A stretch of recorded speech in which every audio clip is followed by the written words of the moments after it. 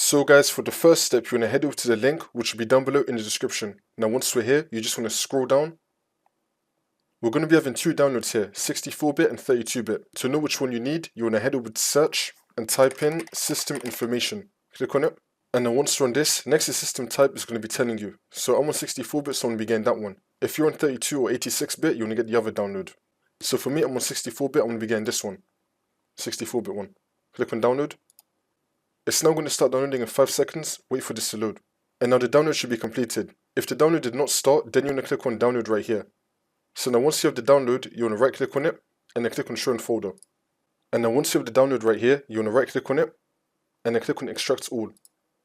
We can now untick this and then click on extract. We should now be having the folder right here. You want to double click on it.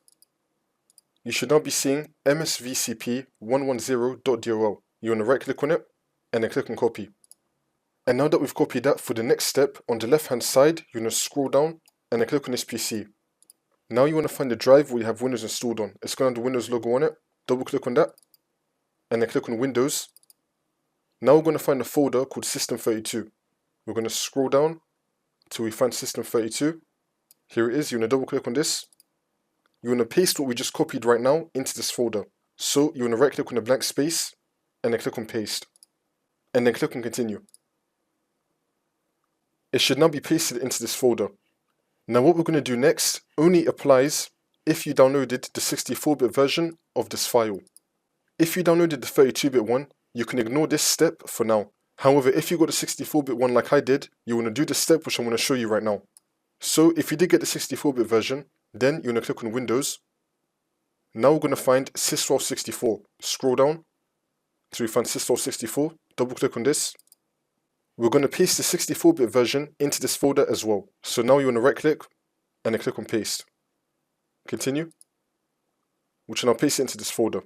So you're going to paste the 64-bit version into these two folders and the 32-bit version only in the other folder. And now for the next step, you're going to go to the next link, which will be down below in the description, to download Microsoft Visual C++.